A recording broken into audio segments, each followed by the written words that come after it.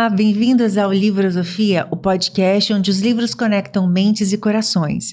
E nessa temporada de 3 episódios sobre a obra A Coragem de Ser Inteiro, da Cati Marcondes, a gente agora está chegando para o nosso último episódio, infelizmente, mas nós vamos falar sobre um tema que talvez muita gente não tenha ouvido falar diretamente, que é a biblioterapia. Não é isso, Cati? É assim que fala, biblioterapia. Como um texto se torna terapêutico. Esse tema tem tudo a ver com livrosofia, né? Conta pra gente, o que é a biblioterapia? De novo, vamos começar do início, né? A psicologia analítica e junguiana, portanto, ela é fundamentada na compreensão do que forma, do que dá condição de uma pessoa ultrapassar a si mesma e evoluir. Então, é uma psicologia da saúde.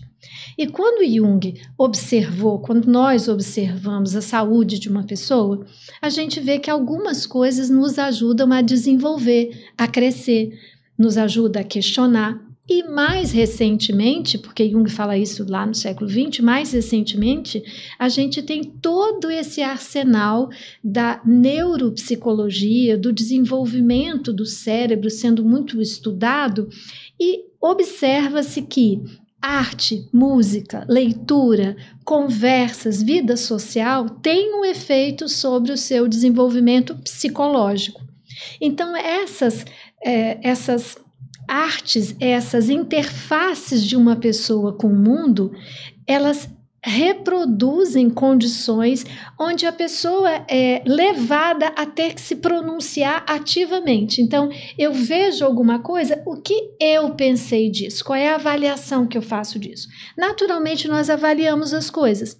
Só que se eu vejo poucas coisas, então eu avalio poucas coisas.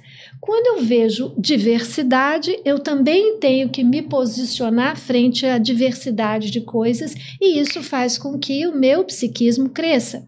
Se eu falar do ponto de vista neurológico, isso faz até com que minha inteligência cresça, isso faz com que minha aptidão linguística cresça. Bom, baseado no fato de que isso é saúde, quando eu estou com uma pessoa que tem um sintoma, quando a gente está elaborando alguma coisa da vida de uma pessoa que é ruim, o Jung nos deu o presente de dizer: existe um material riquíssimo que está depositado na cultura humana. Porque se aquilo virou cultura, é porque já foi cortado muita coisa que não ressoou para muitas pessoas, mas algo da cultura ficou. Isso que fica, esses livros que atravessam gerações, esses quadros, essas esculturas que atravessam gerações, a gente conversando sobre elas, aquele material é, portanto, denso do ponto de vista psicológico, é rico. Quando você é obrigado a se posicionar sobre aquilo, você cresce.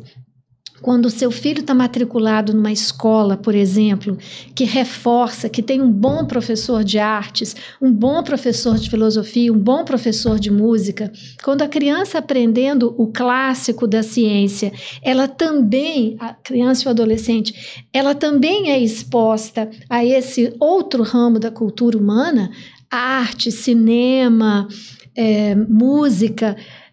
É como se você friccionasse uma parte da pessoa que vai redundar num desenvolvimento também da habilidade em português, em matemática, em história. Ou seja, o desenvolvimento de uma pessoa, ele é inteiro. Você desenvolve uma pessoa numa coisa, ela acaba sendo mais apta também para outra. Então, o que a gente pode aproveitar na psicologia junguiana? Vamos dar o nome de biblioterapia, que originariamente foi cunhado pelas bibliotecárias dos Estados Unidos. A biblioteconomia, nos sistemas prisionais norte-americanos, eles tinham que dar conta de fazer alguma coisa com aquelas pessoas que estavam lá o dia inteiro presos, então as bibliotecárias iam escolhendo determinados livros para determinados detentos. Isso foi se desenvolvendo. E na minha história de vida, um belo dia, chegou um pedido do Departamento de Biblioteconomia, numa pós-graduação em Biblioteconomia, tinha uma disciplina chamada Biblioterapia, E ninguém sabia o que fazer com aquilo. Cati, você não dá arte terapia? O que é biblioterapia? Eu falei, eu não sei, mas amanhã eu vou descobrir. Vou dar biblioterapia porque eu posso falar alguma coisa de arte terapia. Então, eu aprendi na biblioteconomia que biblioterapia era um conjunto de ferramentas dialogais entre o texto e a pessoa.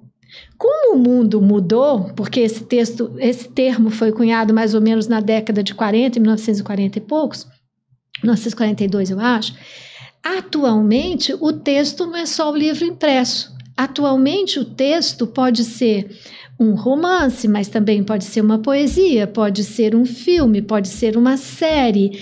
Todo material que está acumulado na cultura, todo material que, em geral, o terapeuta tem como muito significativo para ele, porque você tem essa obrigação de sinceridade. Se não passar pela minha emoção, eu não consigo alcançar a sua, porque vai ficar falso em mim, não vai ressoar em você. Então, às vezes, o paciente traz um sonho, por exemplo, é um material completamente dele, ou ele traz uma briga, ele descreve uma briga, ou ele traz um choro, ele traz um material. Aquilo evoca no terapeuta a lembrança de um filme, a lembrança de um artigo, a lembrança de uma poesia. Aquilo pode ser, então, usado como uma mediação. Você pode trazer na sessão seguinte, olha, eu pensei nisso. Antes, né, eu imprimia. Atualmente, manda tudo por PDF, por WhatsApp, a pessoa diz, uau, isso é muito legal, isso tem a ver com aquilo. Ou seja, o recurso biblioterapêutico é o recurso de usar aquilo que já está dado no mundo, aquilo que já está posto na cultura como um recurso, trazendo a força coletiva que aquilo tem por estar ali para dialogar com aquele momento. O Rubem Alves tem uma frase que eu gosto, ele diz, quem lê, vê com 1000 olhos.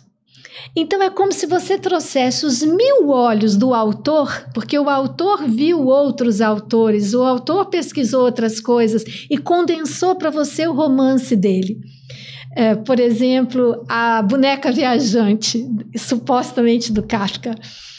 Meu Deus, Kafka, meu Deus, um pilar da literatura. Quando você pega a história da boneca viajante, que é a história de uma menina que... Você conhece? Não conheço. É a história de uma menina que está chorando na praça porque ela perdeu o boneco. Não vou te contar, porque esse livro você tem que ler, vocês todos têm que ler, é maravilhoso. Quando você pega um texto daquele e dá para uma mulher, que mulher? Desde uma criança que esteja chorando, porque o personagem vai ter uma identificação direta, criança chorando. Só que o moço que chega na praça e a criança está chorando, ele está na fase terminal de câncer. Então, eu posso dar isso para um paciente que esteja sofrendo uma doença que tem um prognóstico ruim, ou um prognóstico difícil, um tratamento doloroso. Mas ela tem uma mãe. Como é que é a mãe quando essa menina encontra um homem que acolhe o choro da filha num banco de praça? Então, você tem personagens que a gente pode trazer porque são semelhantes, ou então a gente pode trazer porque são completamente diferentes. Às vezes a gente pega aqueles pacientes assim, CEO, engravatados, aqueles caras muito duros, aí você dá uma coisa para ele, uma coisa assim, meu pé de laranja lima. E ali está a humanidade daquela pessoa. Então, a biblioterapia é um recurso para que o paciente compreenda que a terapia não se faz só naquele tempo que você fica ali 1 hora por semana com o seu terapeuta. A terapia é uma disposição que a pessoa tem de dialogar consigo mesmo e dialogar com o seu mundo, com as coisas que lhe forem sendo apresentadas. Assim como uma escola, quando tem um bom professor de música, incentiva uma criança a compreender mais o que é a linguagem musical, um bom professor de arte faz uma pessoa jamais esquecer quem é o Vermeer. Se você tem um bom professor que te apresenta aquilo com gosto, aquilo conversa até porque não é útil, é prazeroso. E a alma, ela é sedenta de prazer. Então, os terapeutas que se utilizam da biblioterapia, eles tentam fazer uma correta leitura do que é a temática que aquele paciente está circulando nela e trazem alguma coisa do mundo para conversar com essa circulação e ampliá-la. Como se a gente arejasse, trazendo os olhos do autor, outros olhos sobre aquela sua questão. A famosa série This Is Us é impossível a um ser humano que atravessou os anos daquela série sair dela pensando a mesma coisa sobre aqueles assuntos. Porque é de uma habilidade artística notória o texto, o enquadramento, a iluminação. Eles são tão sem defesa, os personagens estão tão desarmados na nossa frente que nós nos desarmamos para ouvi-los. E ainda que nós não sejamos tão, por exemplo, filho adotivo, né? Mesmo que a gente não seja o filho adotivo, exatamente porque a gente não é adotivo, exatamente porque as nossas defesas egóicas não estão levantadas, porque eu não sou um filho adotivo, então quando fala de adoção não está falando de mim, então eu abaixo a minha defesa e escuto. Aquela pessoa vai me trazer uma temática e porque eu não estava defendido, aquilo vai conversar com aquilo em mim que se sentiu desamparado. Então, pela adoção, eu converso sobre o desamparo. A Kate, que é a personagem muito gordinha, a gente pensa, meu Deus, como é que uma atriz pode ser desse jeito? Quando você vê a Kate cantando, quando você vê o trabalho dela com as crianças cegas, é impossível você enxergar o corpo dela naquelas cenas e você de repente se vê, nossa, não estava mais enxergando o corpo da Kate, tal a sensibilidade. Aí você enxerga o seu preconceito, né? E você atualiza o quanto você não é o seu preconceito, você o adquiriu. E o que a gente adquire, a gente também pode jogar fora. O que você gosta, quem é você, isso pode estar muito à frente dos seus preconceitos. Às vezes a gente tem que jogar nossos preconceitos para descobrir quem a gente é. Então a obra de arte, que tem sempre esse caráter mais assim revolucionário, ela traz isso.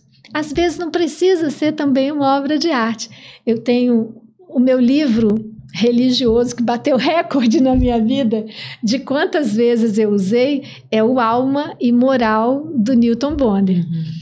Não teve nenhum paciente meu que tenha lido a Alma e Moral que não tenha feito o possível ao longo dos mais de 25 anos desse monólogo sendo apresentado no Brasil ininterruptamente. Imagina o que é uma obra de arte no teatro que fique 25 anos um monólogo. É só a Clarice Nesquier. Você lê o livro, você vai para São Paulo, para o Rio, para Brasília, onde ela estiver, ver a peça. E a parte assim que eu acho mais linda da Alma e Moral é uma tradução que esse rabino faz daquela hora em que os hebreus estão fugindo dos egípcios e ele começa descrevendo que o Egito significa, esse nome significa, pode significar lugar estreito. Então já começa a cabeça da pessoa, lugar estreito. Então, o Egito não é só um país, é um lugar estreito. Então, estavam saindo do lugar estreito e vem quem quer levar sua alma para o lugar estreito de novo e na sua frente, você morava no deserto, na sua frente está o mar. 4 acampamentos. Um acampamento, sabendo que o exército está vindo, um acampamento se reúne e vai dizer para Moisés, nós resolvemos lutar. A gente vai destruir esse pessoal. Mas como que você vai destruir esse acampamento, um super exército? O outro acampamento diz, não, nós vamos nos entregar. A gente vai morrer aqui mesmo, a gente vai se jogar nesse mar sem saber nadar, desistimos, deu errado. O outro diz, deu errado de jeito nenhum, nós vamos orar, vamos botar o joelho, vamos orar e Deus vai dar um jeito. E o outro acampamento, quer dizer, um quer enfrentar, o outro quer morrer, o outro quer orar e o outro falou, vamos voltar com eles, eles não matam. E eis que uma voz do céu diz para Moisés, que eles não precisam voltar para o estreito, que eles não precisam desistir e que a oração não precisa ser passiva. Diga a Israel que marche. E daí, os 4 acampamentos não marcham. O líder está lá, está dizendo, diga a Israel que marche. E aí um anda. E anda confiante. E porque ele andou, e porque a água chegou nele, o mar se abre. Então, leva o grupo. Esse trecho desse livro faz com que a gente, no resto do tempo, às vezes assim, quando a gente não sabe o que fazer, diga a Israel que marche. Quando a vida lhe parecer confrontar-se com o passado vem te buscar de novo, marche. Porque é o passado que faz a gente achar que está imobilizado. Marche, que você descobre a sua vida. Ou como diz a Dory no Procurando Nemo, continue a nadar, né? Então agora você acabou de nos presentear com o que é arquetípico. Marche, é arquetípico, continue a nadar. O famoso livro Keep Going, Keep Going. Então essas são as mensagens arquetípicas, é aquela que move na pessoa naquele momento, é a energia implícita naquela potência de vida. O arquétipo até destrói para fazer reviver. Então, se liga um pouquinho naquela resposta do nosso último quadro, né? O arquétipo tem um lado negativo, mas é um lado negativo para fazer girar a roda do tal, para fazer vir o novo. A gente tem que morrer para gerar, né? Para reviver, né? E os livros, eles chamam a atenção de uma pessoa, porque a pessoa pega um livro, né? Um livro, uma poesia, qualquer obra de arte. Quando isso chega para a gente como se fosse um pedaço de tempo, né? Tem um tempo que tem um início, um meio e um fim. Tem um decorrer aqui, tem um tempo vivido aqui. Se você parar numa página, você parou na página. O tempo continuou aqui. Então a pessoa, em geral, ela não para na página, a não ser que não a tenha capturado. Se o terapeuta escolher mal, não vai capturar. Se o terapeuta entrou numa sintonia profunda com aquela pessoa e dá um tempo de um outro olhar, o autor aqui cristalizou uma história, um tempo, e o seu terapeuta diz, me diz o que você acha. Não é o que eu acho, não é o que o autor diz. Atravesse, marche, atravesse o livro. Então a pessoa vai passando as páginas como quem passa o próprio diário, como quem lembra das coisas que já fez, do não saber que havia dentro dela a respeito do que aconteceria depois que ela tomou a decisão de ir para a direita ou para a esquerda, para A ou para B. Então é como se a gente tivesse um pedacinho de esperança de que há movimento, de que há consequência. Vamos voltar ao início? Se o psiquismo é saúde, se o psiquismo é uma estrutura produtora de saúde, quando você chega e diz para o psiquismo, dá uma olhadinha aqui, olha como as coisas mudam, olha como a tragédia do início foi para um lado que você nem imaginava e terminou de outro jeito. É como se o psiquismo visse aqui, assim será. Eu também já vi de um lugar e eu não sei até onde virei. Marche. Então, a biblioterapia é trazer o movimento que está na cultura, que está cristalizado num livro, numa história, numa música, para entrar em contato com aquela sensibilidade ferida, com aquela dorzinha que quer ser curada, porque a vida quer viver. É como se fosse um adubo para uma semente que está quebrada, mas as sementes precisam quebrar para virar outra coisa. Cada coisa que nos quebra pode gerar em nós a potência máxima daquela quebra. Isso é biblioterapia, um adubar da sua leitura daquilo que foi, como pode vir a ser. Nossa, que coisa mais linda, gente. Eu acho que eu já faço biblioterapia há muito tempo. O meu terapeuta me indica muitos filmes, muitos livros, né? Enfim, exposições. E eu vi esse final de semana, eu vou aproveitar e vou compartilhar, vou dar essa dica. Um filme que entrou há pouco tempo no Prime Video, que chama A Garota Silenciosa. Olha, para trabalhar a questão dos afetos e de uma forma tão sutil, é a sutileza em pessoa, porque assim, muitas vezes ele dialogou comigo em muitos aspectos, e eu recebi essa indicação de um desses, desses blogueiros que fala sobre livros, né? Sim. E filmes, livros e filmes. Então, ele falou do filme com tanta paixão que quando eu vejo assim, né, a pessoa fala e o olho brilha e fala, não, eu vou lá ver. E eu fiquei tão encantada. Eu acho que eu amei mais do que ele. Eu fiquei assim, é incrível. A Garota Silenciosa. Ele é um show de atuação, é um show de fotografia, é um show de tudo, mas é tudo tão sutil. E uma das coisas que ele dialogou comigo é que as pessoas têm formas diferentes de demonstrar o afeto. Então, muitas vezes, a gente cria uma expectativa, e eu vivo até um pouco esse dilema lá em casa, que cada filha tem uma forma de demonstrar o afeto diferente. Uns precisam do contato físico, do abraço, do dizer eu te amo, daquela forma mais ostensiva, né, e carinhosa, afetuosa. Outros têm predominantemente os atos de serviço, mas não significa que não goste de um abraço de vez em quando, um carinho e tudo mais, né? O outro vai gostar de um presente, cada um tem uma forma de demonstrar afeto. Mas é impressionante que por mais sutil, contido em inglês seja, né, o jeito de demonstrar o afeto, quando ele é demonstrado, quando há um mínimo de cuidado, ele é tão perceptível, ele é tão sensível, que ele transforma o ser humano de uma forma que é lindo. O amor, quando ele está presente, ele é tão transformador, ele é tão poderoso, ainda que seja manifestado na menor das sutilezas, ainda que seja com um biscoito colocado no canto da mesa, sabe? E o filme mostra isso. Então, assim, ó, arrepiei em último grau, gente, em último grau, assim, sabe? Então, assim, é belíssimo.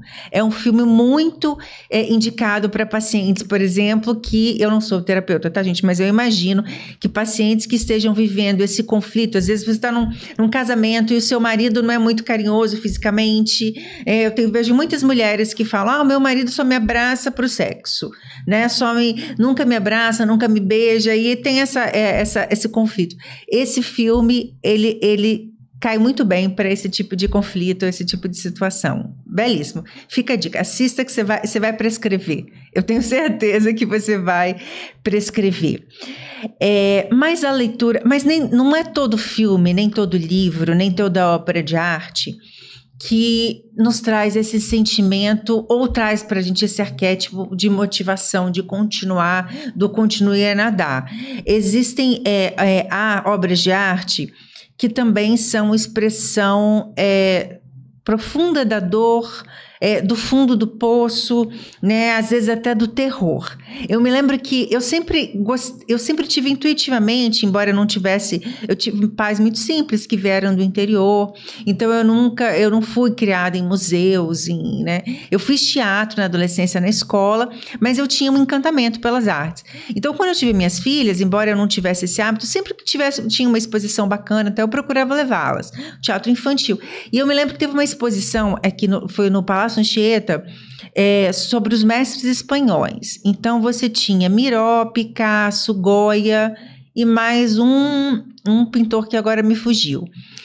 E eu lembro que o Goya tinha uma fase sombria da vida e que era até uma salinha mais fechada que não era proibido para as crianças, mas não era muito recomendável, porque era muito triste, muito densa, muito sombria. Mas a minha filha mais nova, muito curiosa, quis entrar e quis ver tudo. E aí ela observava, ela parava, eu achava, ela devia ter uns 5 anos. E as duas, assim, observavam, levei mais umas amiguinhas, algumas ficaram rápido, tá, mas outras paravam, observavam, e a minha mais nova, muito reflexiva, observava e tal. E aí, quando a gente entrou no carro depois para conversar, eu perguntei, Ana Clara, de qual você gostou mais? E ela respondeu, do Picó, né? Ou seja, ela misturou o Picasso com o Miró, né? E aí ela foi explicar que ela achou os desenhos, né, e as pinturas do Picasso muito bonitas, muito bem feitas, e as do Miró muito alegres. Então, ela queria juntar as duas, assim, na cabecinha dela. Assim, eu achei tão incrível a criança de 5 anos fazer essa constituição. E aí ela depois contou, a mais velha contou que ficou muito, que não gostou do Goya naquela salinha fechada, porque ficou muito triste, que as pinturas eram muito feias, né? E ela ficou muito triste ali. Então você vê a criança absorvendo aqueles, né? O que a pessoa, a leitura da criança, e é uma leitura muito próxima da leitura dos críticos de arte, porque era algo que sobressaía, né? Das telas. E foi uma experiência de alargamento de consciência para elas, assim. Então é muito importante, né? Que a gente submeta os nossos filhos e nos oportunize essas experiências assim, artísticas. Não só para a gente ter múltiplas leituras, como você colocou no início, mas mesmo quando ela não tem esse elemento de redenção, você acha que elas geram empatia? Elas geram reflexão? Ou você acha que não, que a gente deve buscar só aquela redentora? De forma alguma. O que eu acho super bonito no que você está dizendo, e combina muito com o que talvez você tenha lido sobre a obra junguiana, é que a psicoterapia, ela é uma associação com processos que são da vida. O normal, o esperável, o que a vida aposta cada vez que um de nós nasce, é que nós vamos conseguir chegar lá, que a gente vai crescer, que a gente vai se individuar, que a gente vai se tornar singular, que cada um de nós traz assim, impresso dentro de nós, essa força de chegar ao máximo de nossa potência. Se a gente não chegar, é porque tem alguma coisa aqui atrapalhando. Então, o terapeuta só entra se a gente não está gostando da nossa velocidade ou se a gente está patinando em círculos, mas não necessariamente todo mundo precisa fazer psicoterapia, porque uma pessoa sadia, cuidada por pessoas sadias, a ela será oferecido o mundo. Digamos assim, a vida bem vivida é terapêutica. Os problemas nos ensinam a viver. Então, não é terapêutico apenas fazer uma abordagem que elimina o nosso sofrimento, porque a gente não pode passar por sofrimento nenhum.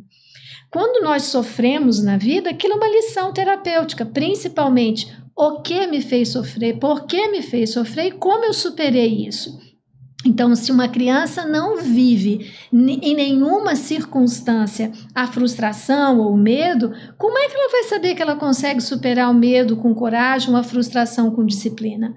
Então, obviamente, a vida oferece muitas oportunidades de crescimento.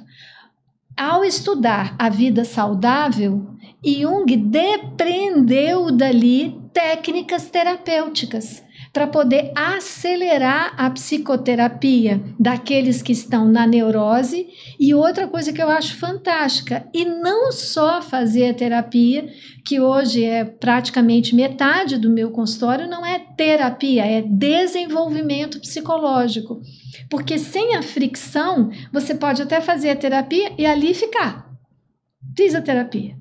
Mas você pode ir além. É como Piaget. Podemos educar uma criança aos 7 anos? Sim, mas se você lê Vygotsky, você fica querendo assim, eu acho que eu vou fazer um pouquinho antes. Acho que eu vou dar um pouquinho mais. Porque a zona proximal de desenvolvimento existe. O psicoterapeuta junguiano, ele trabalha primeiro com extrema confiança de que tem uma chance imensa daquilo dar certo, porque a vida está a favor da vida. Mas após o processo terapêutico, você pode, pelos mesmos mecanismos terapêuticos, arte, sonho, diálogo, o aprofundamento de nossas decisões, o autoconhecimento profundo, isso não só trata como pode fazer evoluir. De contrapartida, a própria vida de uma pessoa, a vida sem terapeuta, a vida é patologizante ou terapêutica. Existem maridos que são a causa da patologia de suas esposas e vice-versa. Há mulheres que são a causa do empobrecimento da masculinidade de um homem. Então, há coisas na vida da gente que constroem uma situação neurotizante. Mas há muita vida em volta da gente que está chamando a gente para crescer. Então, eu gosto dessa associação que dá para o estudante de psicologia a noção de que ele não está aprendendo uma varinha mágica, uma mágica que muda os processos em 8 dias, vou tornar você uma pessoa diferente. O estudo profundo da psicologia humana que Jung fez, com diálogo com a física, com diálogo com a história, com diálogo com a mitologia, com diálogo com as artes, com diálogo com a literatura, esse psicólogo que tinha formação psiquiátrica, porque não havia formação de psicologia, mas ele se diz na obra dele psicólogo várias vezes. Esse psicólogo, no estrito senso da palavra, logia e estudo, psique e alma, esse estudante da alma humana que foi Jung, ao estudar a alma sadia, usou o que a saúde usa e potencializou isso no quadradinho de quem está ali parado. Agora, se você tem conhecimento disso, você pode educar seus filhos para a saúde, você pode educar seu marido para a saúde, você pode educar sua esposa para a saúde, porque é natural crescer. O não natural é a gente patinar. Cada pessoa vai ter sua hora e muitos, para não dizer quase todos nós, aprendemos exatamente na hora de nossa dor. Na hora de nossa dor, a gente vai procurando os recursos divinos, ou terapêuticos, ou culturais, ou literários, mas a dor nos dá ao mesmo tempo humildade para nos sabermos com começo, meio e fim, mas também com esse apelo, esse chamado à transcendência que é próprio da alma humana. Então, no profundo sofrimento, você tem a semente da transcendência, por isso o sofrimento é tão importante. A gente até conversava um pouco antes de começar sobre experiências espirituais, religiosas, que vêm justamente dos momentos de maior vulnerabilidade, maior sofrimento, né? E como isso engrandecem a alma de uma pessoa. E quando eu falo E como Deus é democrático, né? Ele aparece em todas as religiões, ele aparece em todos os países, ele aparece de muitas formas, porque é quase como só um Deus para ser tão humano, né? Só um Deus para ser tão Jesus, para ser tão Buda, para ser tão Krishna, para ser tão representações dessa partícula divina que está na vida, que está em cada um de nós. Então, quando a gente tem um texto ali fora que diz que o divino existe, esse divino aqui vibra reconhecendo a sua própria natureza. Se culturalmente isso for A, B, C ou D, só nos resta a profunda reverência àquela forma A, B, C ou D, ainda que não fosse a minha. Naquilo que um ser humano aprende a reverenciar aquilo que o outro vê como divino, encontra esse ser humano a divindade dessa compaixão, dessa aceitação das pessoas na sua diferença. E isso nos dá a liberdade de também sermos diferentes. A gente vai descobrindo que a gente é meio singular. A gente vai até o final da vida para ter esse prêmio. A gente teve a nossa vida, a gente vai ter o nosso fim. E isso aqui nos pertence. Essa é a trajetória que a gente pode fazer.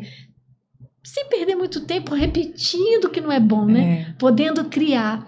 Então, uma obra de arte, um amigo, uma viagem, um silêncio, um outro, uma coragem qualquer de partir o que já foi, nos revela essa transcendência da vida. A cultura me parece existir para apontar a transcendência da vida, não necessariamente teologicamente. A vida cultural empurra o ser humano à transcendência. Eu vejo um quadro, sua filha vê um Miró, e ali, quando ela admira o Miró, Quem é Miró? Se não tantos antes de Miró para o Miró estar ali. E o que é ela quando ela sai dali com aquela semente e cuida da semente das filhas que ela tiver? Então, a biblioterapia, a arte que está na forma de um texto, né, no sentido da palavra bíblio lá do Egito, aquilo que está num texto, seja ele uma novela, um filme, uma série, eu digo a você até um post bem feito, aquela palavra que é colocada ali com uma imagem diferente, aquilo nos permite atravessar a materialidade do ego, essa adaptação o tempo inteiro às nossas necessidades mais humanas, beber água, dormir, descansar. E ali a gente tem o usufruto. A gente usufrui. Beleza. Eu li um livro que mexeu muitíssimo comigo. Eu comecei com muito preconceito, porque ele é best-seller, aquele tal do Greg Braden, aí como boa intelectual, com os meus preconceitos, esse livro não vai ser nada. Porque ele, enfim, ele é super... É um cara que arrebata multidões. Eu falei, não vou gostar desse livro. Há orações de várias religiões do mundo. Aí eu fiz assim. Aí eu falei, eu devo conhecer, né? E tinha uma oração navarro, e eu não conhecia. Eu lembro muito bem desse livro. Eu comecei pelo meio, eu fiz assim a oração navarro. Aí foi aquele tapa na cara, aquela coisa escandalosa que eu vou te contar, toda cheia de alegria agora. Ele tinha feito uma pesquisa de várias formas de entrar em contato com o sagrado, e eu abri na que eu não conhecia e dizia: entre os navarro, quando alguma coisa muito ruim acontece, perdeu todo o plantio, uma chuva desastrosa, morreram várias pessoas inexplicadamente. Toda vez que uma coisa muito ruim acontece, eles então fazem essa prece: beleza à minha frente, beleza atrás de mim, beleza de um lado, beleza do outro, beleza em cima, beleza dentro, beleza para fora. Eu chapei nisso, porque era uma concepção refinadíssima do poder da beleza frente ao acontecimento, porque a vida é acontecimento, a vida não é uma estrada de flores, mas frente a onde a vida mostrava para um navarro apaixonado pela vida, os índios são muito ligados à terra, aonde ele ia desesperar, aonde ele ia chorar, urrar, beleza à sua frente. Essa devastação, beleza à sua frente. Se beleza está à frente, beleza está atrás. O que veio antes para aquilo ser belo?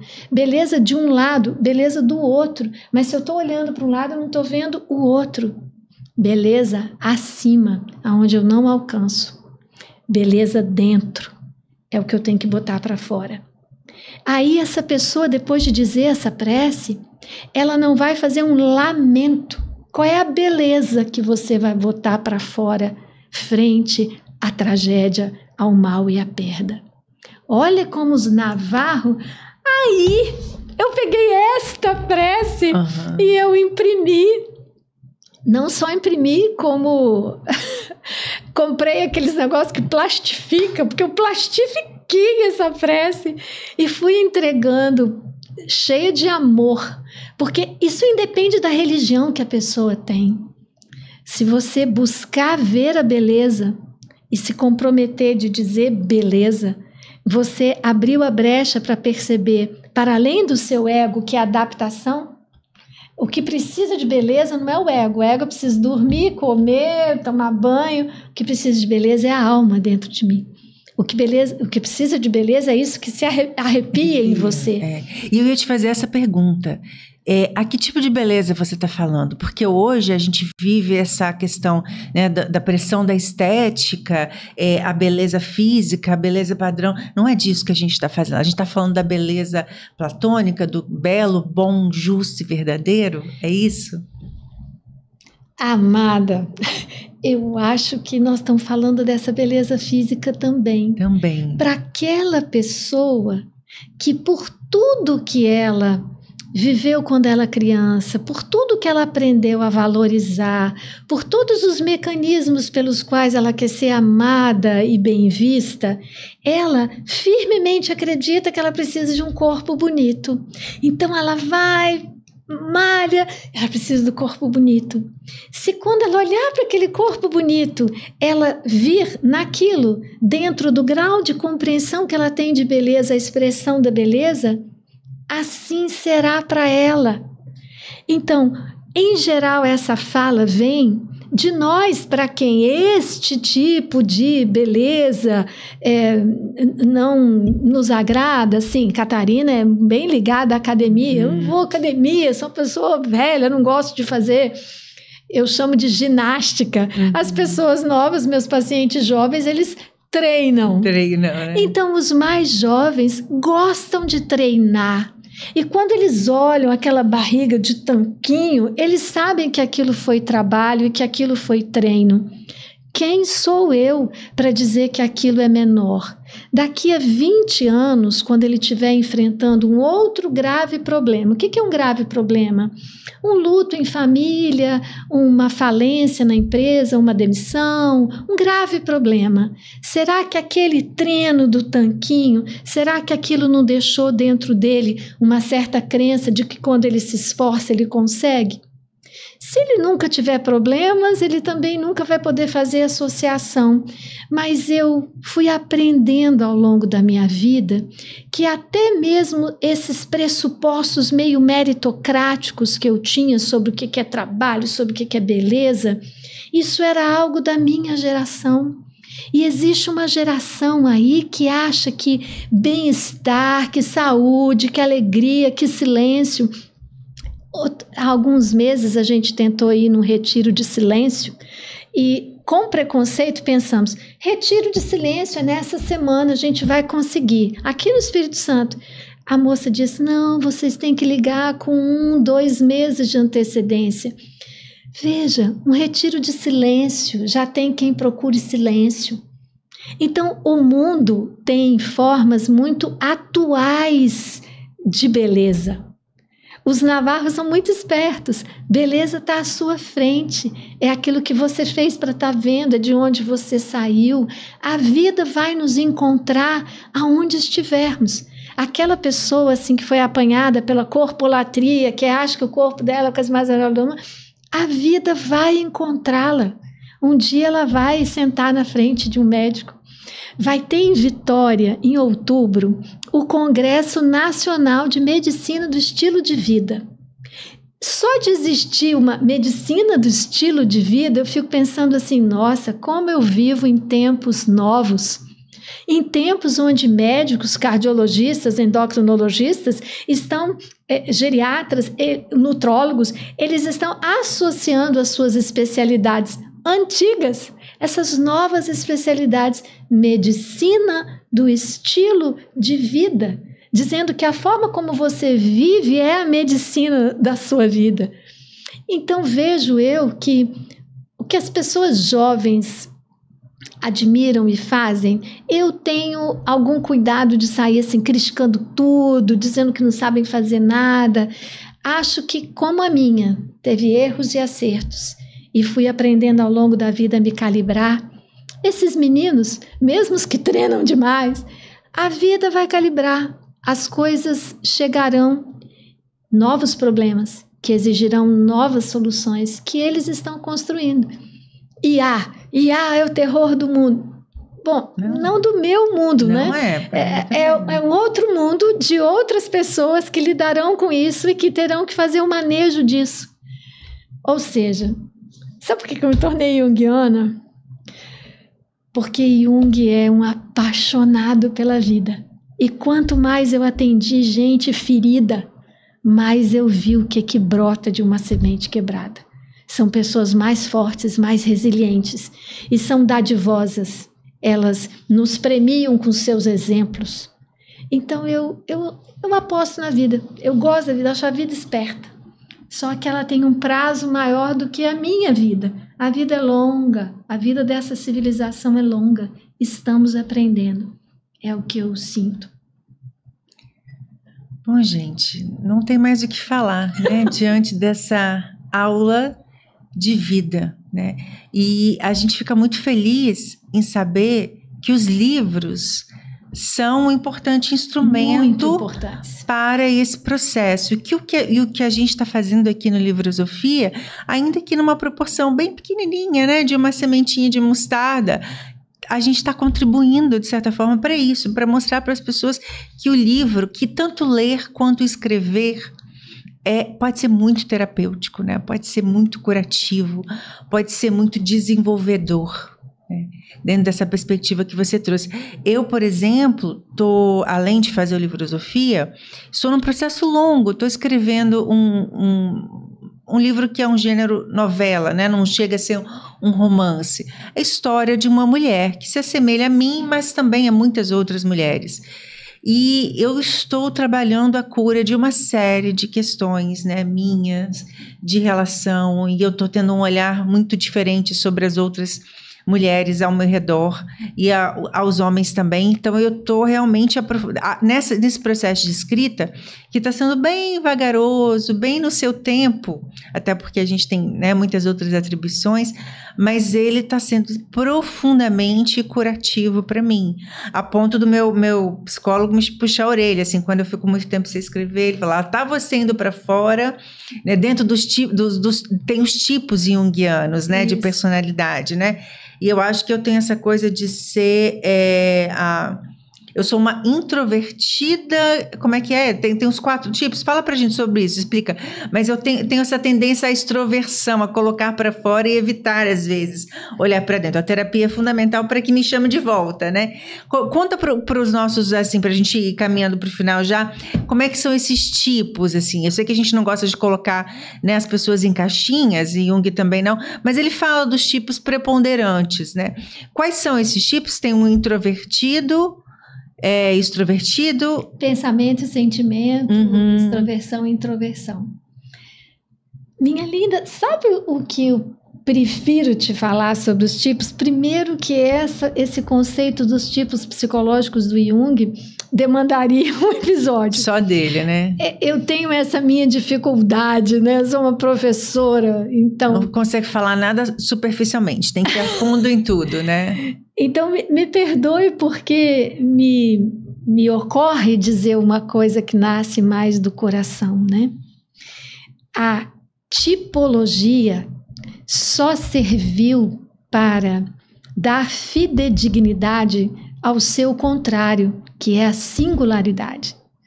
O mais importante de uma pessoa procurar, o primeiro a ser procurado, é o singular. E acho que toda vez que a gente tenta fazer essa amarração de qual é meu tipo, eu vou centrar no meu. Porque a gente cria um apego àquele tipo que é o contrário do entendimento da tipologia do Jung. Ele não fez tipologia para carimbar a pessoa, a você extrovertido, sensação, a pensamento, sentimento. São modelos de pensar para levar cada um à própria singularidade. E aí, como a gente recusa a singularidade, a gente quer entender a singularidade como individualidade, aí é meu tipo, minha personalidade, minha depressão, meu zumbido no ouvido, minha dor no ciático. A primeira parte da vida é meu para mim. A segunda parte da vida, a saúde da vida, é o que isso que era eu se transformou no outro. O que eu dei, o que eu consigo entregar. Então a gente tem uma tipologia para superá-la. A gente tem uma tipologia até a metade da vida e tem outra depois, porque elas todas são feitas para serem visitadas, A gente passa por todas elas, mas já pensou se eu aqui no seu podcast, você me colocou aí como especialista, já pensou se eu dou uma aulinha sobre os 4? Eu vou fazer o desserviço das pessoas saírem, como na revista Capricho, querendo saber qual é o meu signo ou qual é o meu tipo. E isso tem muito hoje em dia nessa vulgarização do Jung, que está longe de ser uma pessoa assim, cool, simplíssima de entender. A tipologia junguiana existe, não estou falando nada mal dela, é o livro maior do Jung, mais de 500 páginas, deve ser lido, mas se eu transformo isso num carimbo, eu perco o motivo pelo qual essa estrutura conceitual foi estruturada. É para a gente compreender como, visitando os nossos diferentes tipos psicológicos em diferentes momentos de nossa vida, chegamos à singularidade. Porque se eu tive certa infância, certo pai, depois eu tenho um outro marido, um outro filho, depois eu tenho um outro chefe, um outro amigo, depois eu li um livro que me disse não sei o quê, frequentei uma mesquita que falava uma coisa, uma sinagoga, depois eu fiz um retiro budista. Todas as coisas da minha vida vão me fazendo visitar essas tipologias em diferentes intensidades, em diferentes momentos, até que sai da tipologia o mais importante, que é viver a sua vida com toda a vulnerabilidade, com toda a fragilidade e com toda a singularidade que isso tem. Que coisa fantástica que a minha impressão digital é única. A gente acha isso tão importante que entra em casa com a impressão digital. Mas a sua psique, quem você é mais singular do que isso ainda. É isso, há um potencial que ultrapassa a vida e morte de cada um. Porque você tem aqueles a quem você vai tocar com a sua impressão digital, seus filhos, seus amigos, no seu caso, seus ouvintes. Aqueles que nós tocamos com a nossa impressão digital, com a nossa singularidade, acabamos de contribuir assim com a singularidade do outro que leva um pouquinho do meu amor. Então, muito mais importante do que nos encarcerar em tipos é termos a coragem de sermos inteiros e, portanto, singulares. E quando a gente é inteiro e singular, eu te entendo perfeitamente, porque eu sempre, assim, de um tempo para cá, eu comecei a até brincar com as minhas amigas, quando me viam esses testes, tem alguns, assim, não estou desmerecendo, Eneagrama, tem o DISC, que é usado nas organizações para ver como você, que tipo de funcionário, então existem testes, os testes psicológicos e tudo. E eu nunca conseguia me encaixar. Então eu brincava assim, eu sou muito vira-lata, porque eu não consigo me enquadrar. Então eu tenho uma amiga, por exemplo, que é especialista em Eneagrama, e ela estava conversando com outra, e as duas começaram a brigar. Ela vai adorar os seus 11 tiros. Conta para sua amiga dos seus 11 tiros. E aí eu conversei com ela e com outro que é especialista em numerologia, e eles falaram, não, ela é número tal, não, ela é número tal, não, ela é isso, ela é aquilo. Nunca se chega a um consenso. Aí eu falei, calma, que eu já descobri qual é o meu tipo. Eu sou absolutamente vira-lata, né?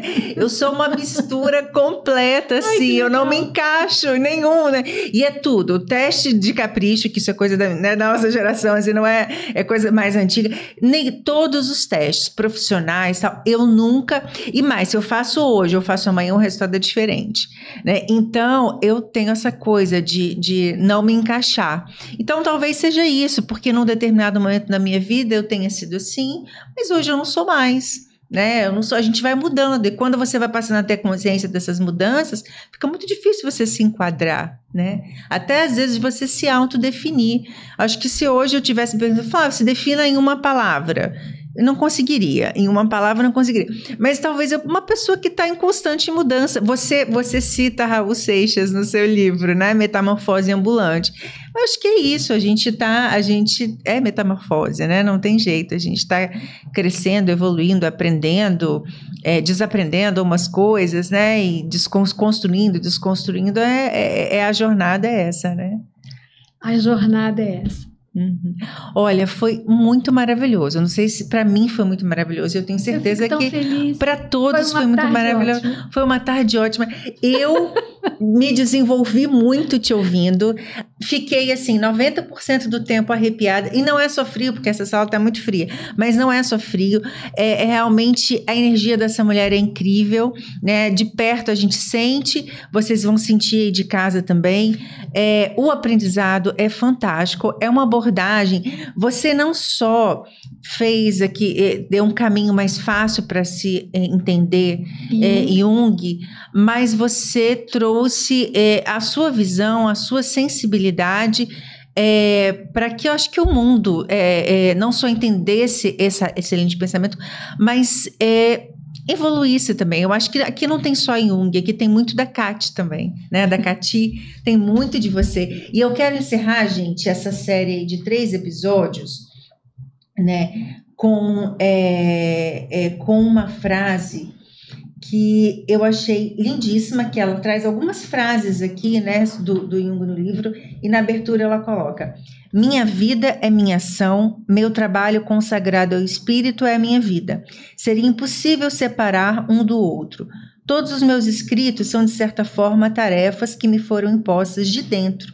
Nasceram sob a pressão de um destino. O que escrevi transbordou da minha interioridade. E hoje a Cati transbordou falando sobre essa obra linda dela, que também transborda. E, enfim, nos fez a todos transbordar.